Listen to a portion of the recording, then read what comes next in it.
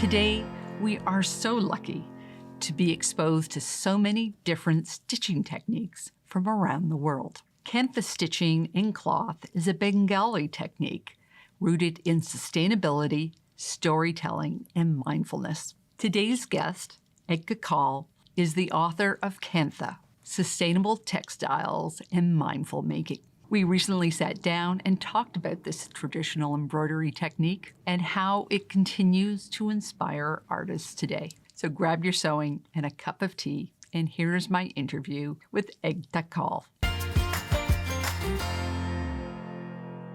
Welcome, Ekta, to the show. Whereabouts in the world are you coming to us from? Hello, Karen, and it's such a joy to be here conversing about textiles, our shared love. I live in London, although I grew up in India. So I moved to this country about 18 years ago as a graduate student. And then I set up my practice, and one thing led to the other, and here I am. 18 years and 2 kids later. It happened so fast. Yeah. So what part of India are you originally from? Well, I grew up in the north. Both my parents were entomologists, scientists. So I come from a family which was very much steeped into academia. However, my mum was an artist, although she wouldn't have ever described herself as that. She was very much a scientist. And when she got home, she would embroider every day. As I imagine we have words like mindfulness practice for it today, but that was her daily rituals. She would either knit or embroider, and she was kind of my first introduction to actually making textiles. Also, my grandma, who used to live with us till she passed, I think I was about maybe 8 or 9. She was a quilter. So she would make very simple quilts using cast off cloth, scraps, anything. And she was just wonderful with color. So she would join them. And I would, I observed the 2 women in the family doing that. And also I consider myself so lucky that I grew up in India, surrounded by these beautiful textiles that very much form the background of life, from rituals to everyday living. There's the hand quilt, which your grandmom has made or has come from a relative, for example, my mother's embroideries, but also, saris that she wore every day, which are mostly tended to be hand woven or hand printed, embroidered. So there was this kind of melange of handmade textiles that surrounded me. And it was only after I left that context that I realized how special that was. But I followed my love of textiles and trained in apparel and textile design. And then I did a postgrad in the UK. So it's just been textiles all the way. I think I read that your maternal grandmother was also a big embroiderer too, wasn't she? She was, although unfortunately I never got a chance to meet her because she passed away many decades before I was born. In fact, my mum lost her, I think, when she was probably 8 or 9 years old. But I got to know my maternal grandmother through her embroideries. So there were some embroideries of hers that adorned our walls at home. So growing up, I would look at them and, my mum would often tell a story about my grandmother or how she used to love embroidering or making clothes. So it was really through her needlework that I was introduced to my grandma. And also a lot of saris that my mom had inherited from her own mother, so she would rarely wear them.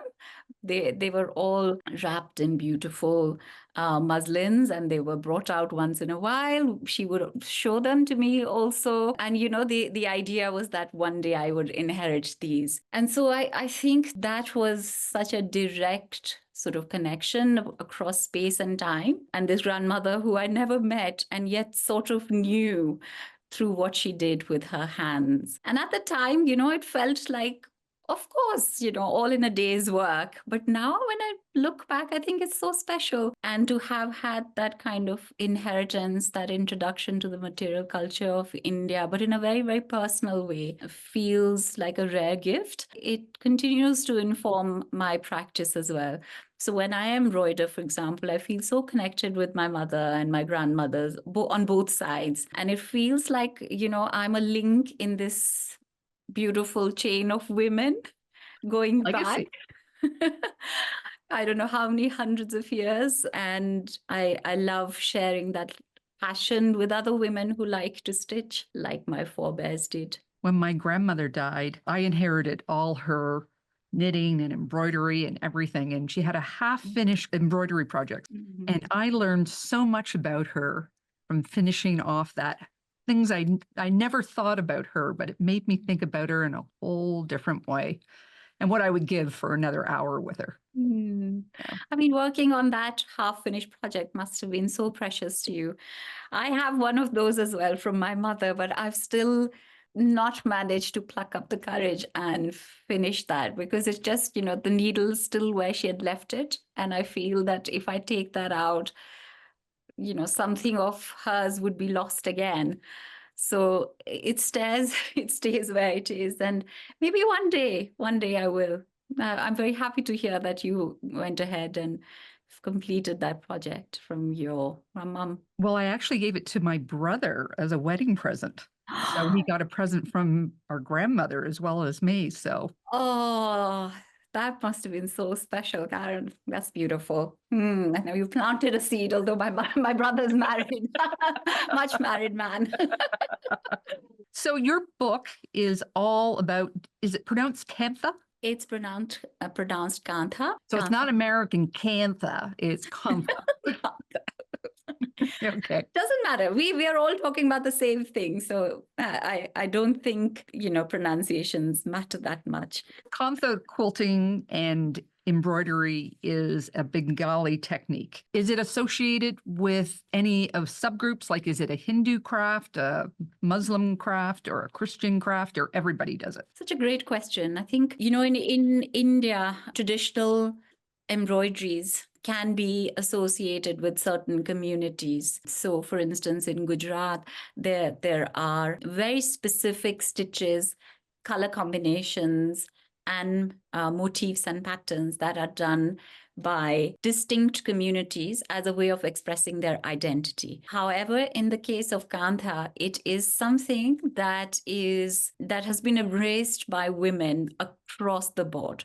So it's not just the Hindu women or the Muslim women who would make it. They would all make it. And especially what I find really interesting is that all strata of society, women belonging to really affluent family or not so affluent family, middle class families would all make their kanthas. Yes, there's an aspect of recycling in that, you're taking cast off saris to make those quilts. But I think it goes beyond the idea of being frugal. It's really to do with making them as testaments of love and making them with intention, as in involving several family members, the textiles that touch their bodies and has their kind of essence imbued in them, and making a quilt using that to almost pass on that love or as blessings. And it's very typical for a bride to be given kanthas by her mother or her grandmother, and equally to mark any rites of passage as well. So in Bengal, it was less so now, but I would say traditionally it was practiced very much by Hindu women and Muslim women. The iconography can differ depending on where it comes from, which region, sometimes even communities. But I've seen when I went and did my research during my field trip, I thought that the iconography would be so distinctive that I'll be able to tell. But you can't really, although there are regions like in Murshidabad, for example, the kanthas that they make are very much geometric, very abstract, almost modern looking. And they're predominantly made by Muslim women, whereas in other regions, the iconography can be quite illustrative, like human figures and animal figures and fish and everything composed on the background of the quilt, interspersed with lots of different kinds of motifs. But again, there's such an active exchange of ideas because, in in the rural context.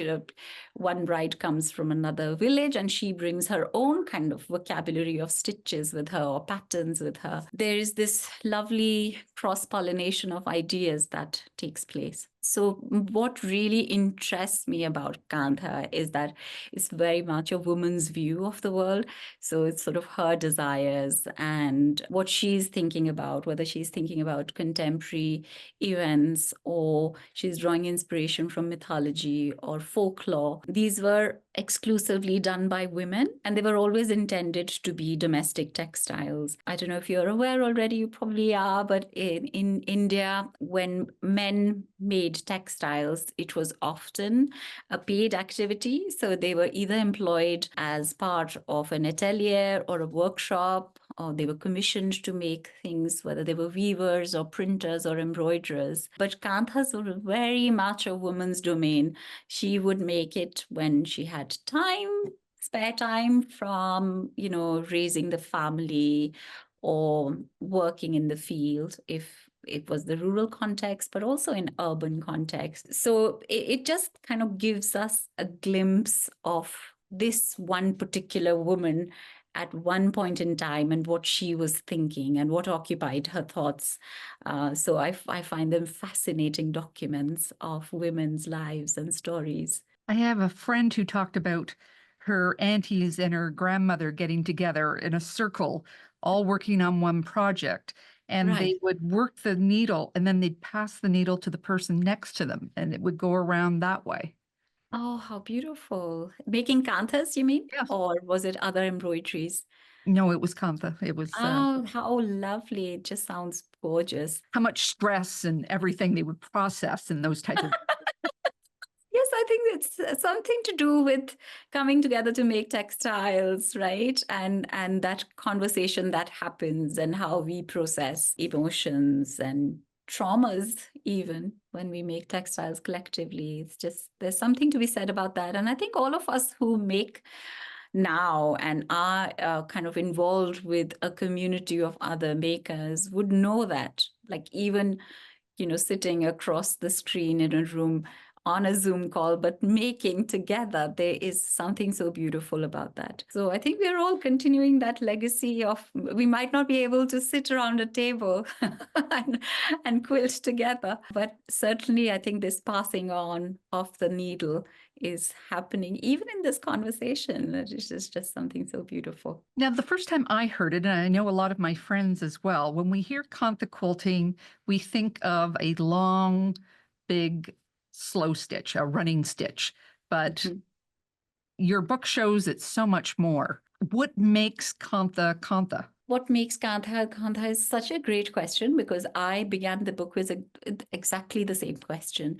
Is it the stitch? Is it the object? Is it the quilting process? Why do we call something Kantha? Because now what has happened is that the running stitch has become synonymous with Kantha. Like the minute you say Kantha stitch, you're thinking running stitch, right? Yeah. So I was also really intrigued with the question. I was quite curious. What I learned during my research is that Kantha traditionally was always a quilt. I mean, it was used to describe a quilted object which had multiple layers. So it could have 3 layers, it could have 5 layers. There are kanthas that have up to 11 layers of cloth. There were different uses for it. The 11, for instance, you can't have a lot of pliability and flexibility with that. So you'll have very simple running stitches and you would use that as a mattress versus something that was really fine, lightweight cotton textiles that are quilted together. That could be a wrap. It could be like a very lightweight bedspread. It could be something to embellish the walls of your home. Traditionally, it was the quilt. However, now it has become a whole universe of objects, right? So you would have kantha even done on a single layer of cloth, and you have this wonderful profusion of saris to scarves to jackets to purses. I mean, you think of the use and there'll be a kantha for that. So running stitch, to my understanding. It's very much a part of that vocabulary. It's like something very fundamental to it. So it is used as embellishment. It is used to define outlines, to fill in outlines as an embroidery, but equally it is used also to do the quilting.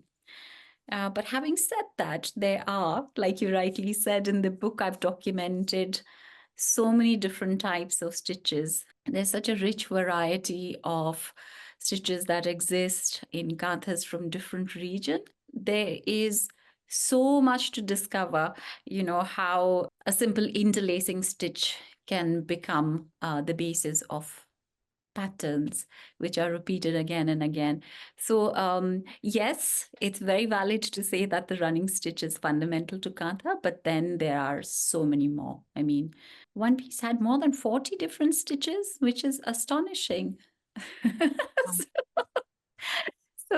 Yeah, it's well worth exploring and kind of seeing what all has been done. And, women across the world are ingenious, and they all, it's like you and I, when we learn a new technique, we totally want to try it out and we want to add that to our quilts.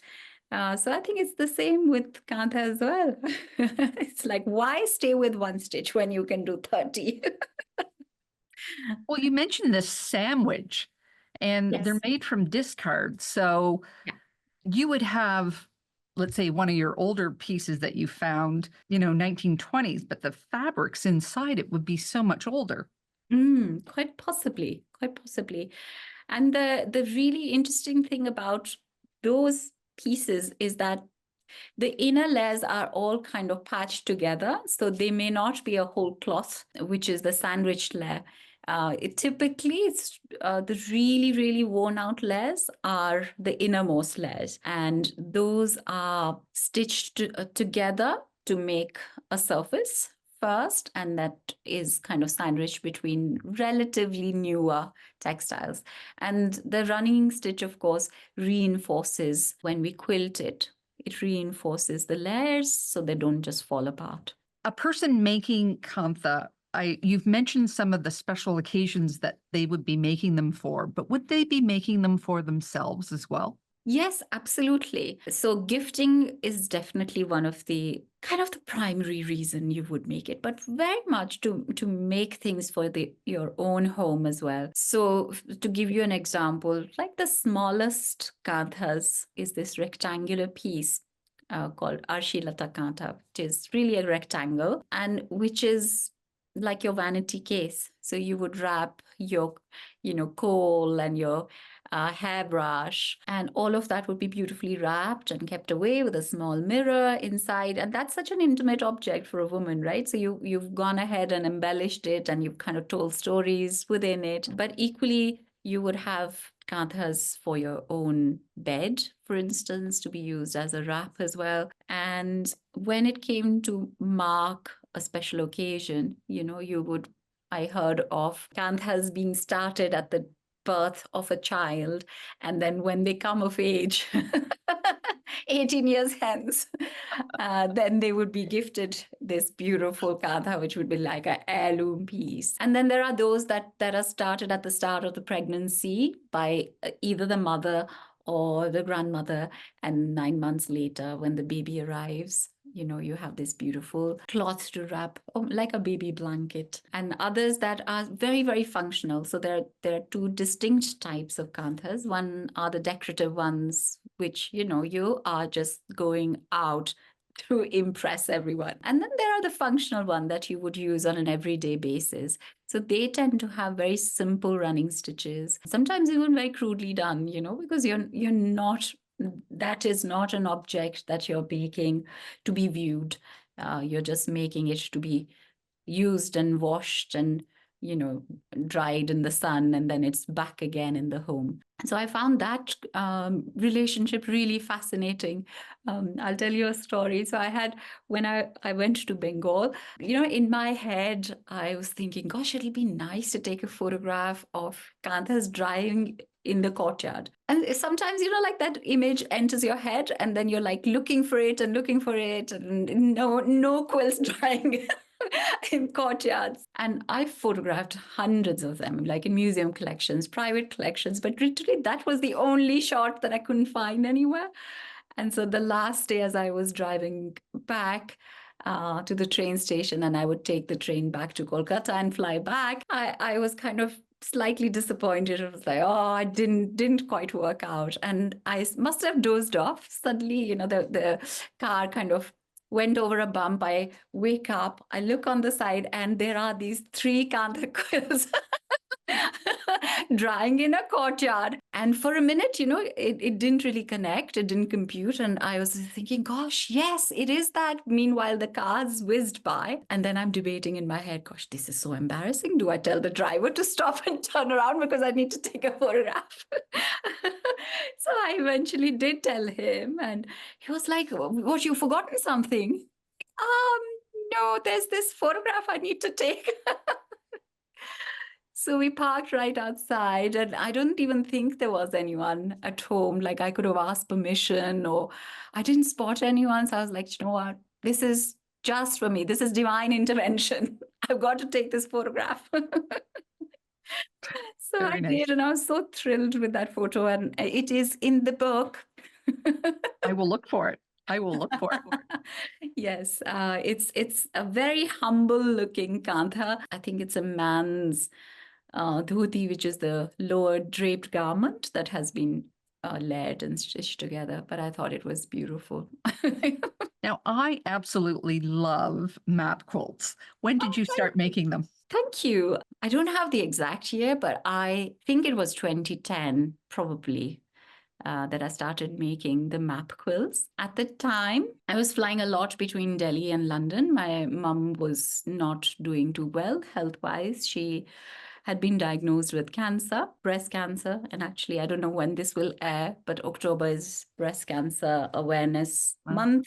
It is topical. And anyhow, so I was flying between the UK and India quite frequently, I think every 3 months or so. And I was really kind of grappling with this idea of home. What is home even? I had been in the UK by that point for about 5 years, and I was really, really questioning that idea. Should I go back home? Do we move back? Do we stay on? What does this mean?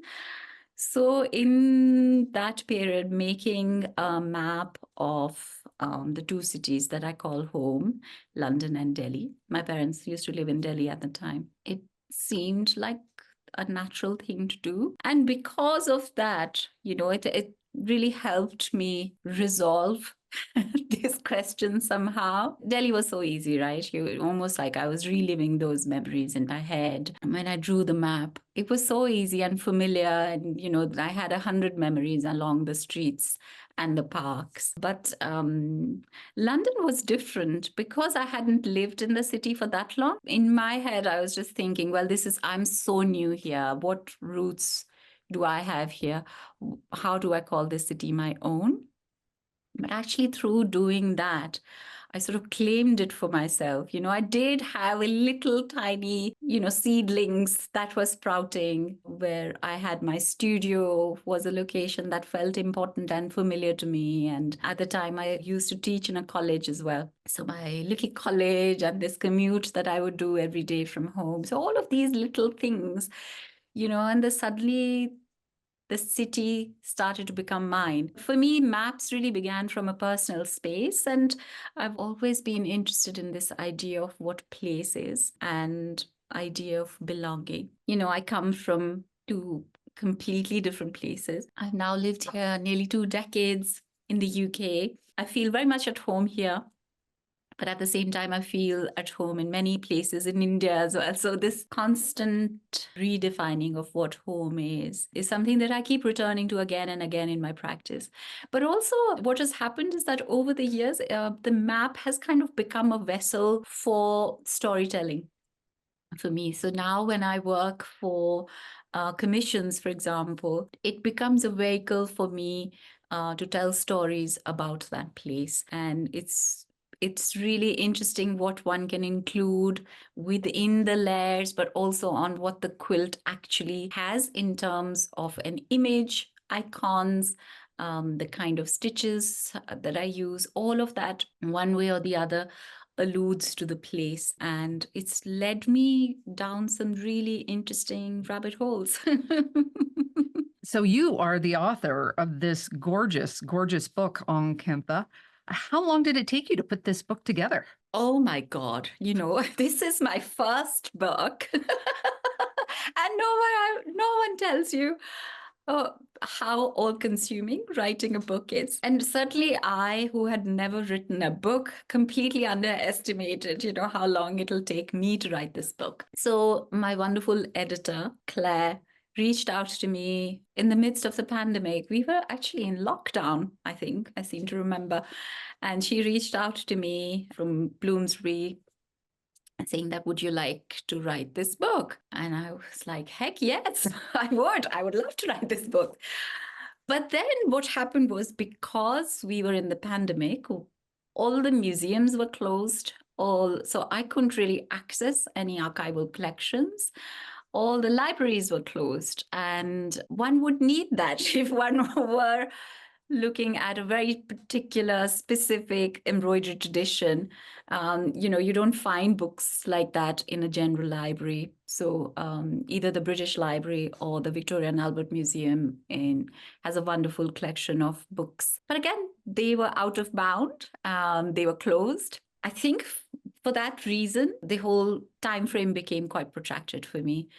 So I slowly started buying these books, which, by the way, the research books cost an arm and a leg, because you're kind of trying to find these rare editions. And so that period of initial study and research was quite long for me. And then once airports started opening up, because at the time there were no flights to India as well. And in order for this to be a book rooted in actual field work, I would have to go, right? There was no other way of doing this book without going to India.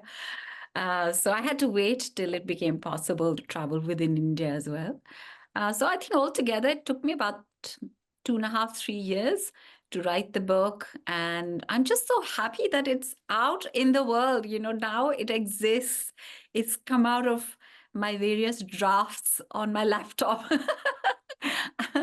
And it is a living and breathing thing. And we've just had the book released in the UK, the US, India, and Australia. So I'm hoping that, the book makes its way to all textiles lovers around the world. But yes, it's been a labor of love, 3 years. I was like, I could have done a degree in that. Well, I really enjoy reading it. I haven't finished it, but I just love the small stories within the bigger story that you tell. And this is about color. This is about this. This is about this. And then you add in some stitches in that. So it's also, if you want to do that, here's how you do it. So I really love the history part of it. I really love the practical side about it. I really love the storytelling within it. Thank you, Karen. Thank you. I mean, hearing it from a fellow artist is so heartening and heartwarming. It was really important for me to make it accessible to people like us, right? Who make things and who would like to know, well, the history is wonderful and fascinating, but if I wanted to, how do I make this thing? So it was really important to kind of demystify that process, to document it, with a trained eye, to actually know that this is where you insert the needle and this is where you pull the thread out from. So for me as an artist, I think both sides were equally important to talk about the aesthetics, the history, the context, but also to empower people to make this their own, to have this book offer them the tools so it becomes easy for them to embrace it within their own creative practices. So are you teaching any online classes, or do you speak to guilds about your book? I am teaching classes. I'm actually in the process of putting together a self-paced course which people can download and learn. And I'm hoping that it comes out before the end of this year. I mean, people who are interested in hearing about it can join my mailing list. And then when I release it, they can hear about it. The other thing is that I'm also launching my India tour eminently. So this is an invitation to textiles lovers around the world to kind of come with me on this journey of discovering Indian textiles. So Kantha would be an element of it. This is a trip where we're not going to Bengal. However, we are going to be visiting museums where Kantha forms an important element of the collection as well. So any Kantha lovers out there know that this is an invitation which might interest you. And I do teach courses, Kantha related and otherwise as well. There's one coming up in December, the Victoria and Albert Museum. I believe, no, it's not December. It's actually February. People can check that out. Next year, 2025. I saw that you were in Paris with Rebecca Delvany. I interviewed her a couple of months ago. Rebecca is a dear friend. She is a lovely woman. And we've done some fun things together. And this year in April, we did a textile tour. And she, of course, led one of the tours around the haberdasheries. And I love her dearly. I can't recommend her enough. And I'll be doing the Paris tour in 2025 as well. So I'm really looking forward to collaborating with Rebecca again. And some of my other friends who are Parisian artists. So, watch this space. Have you passed on your love of quilting to any members of your family? I'm trying to recruit my little children. My daughter's 7. She really likes stitching, and so does my son. So every once in a while, they would come sit next to me, and they like embroidering. And I remember some time back, my son was sitting next to me. He was on the floor, I was on the chair, and we were both embroidering. And after a little while, he said to me, "Mama, I love what embroidery makes me feel." I was like, "Oh, yes. Wow. That's a win." Wow. That's amazing. That is amazing. And I was like, I was slightly stumped because for an 11-year-old to say that without rolling his eyes, or like genuinely say that without any hint of sarcasm or any other nuance, he just genuinely said it. And I was like, oh, man, if I have given my kids one gift, let it be this. So if people want to get a hold of you, ask you about your lectures or your tours or your book, where do they find you? The easiest way to find me is through my Instagram, Ekta_Kaul, or my website. So my website is ektakaul.com, and they can drop me an email and reach out to me, and we can have a conversation just like this one. And yeah, I'm always happy to speak at events, always happy to collaborate with other artists, curators. So it's very much an open door. So yeah, write in whoever is interested, and then we'll have a conversation. Well, thank you very much, Ekta, for being on the show. It's been lovely getting to know you. Thank you so much. It was an absolute delight chatting with you. Thanks for having me, Karen. I hope you enjoyed my interview with Ekta Kaul. I thoroughly enjoyed her book and hope to apply some Kantha stitching to my own work. If you want to get your own copy of Ekta's book, I'll leave a link in the video notes below. If you want to learn more about Ekta's work, I will leave a link to her website and her contact information there as well. Next time you're in your sewing room, have Karen's Quilt Circle playing on in the background. I have interviewed so many amazing, interesting people on this show. Let one inspire you. Take care, and I'll see you next time.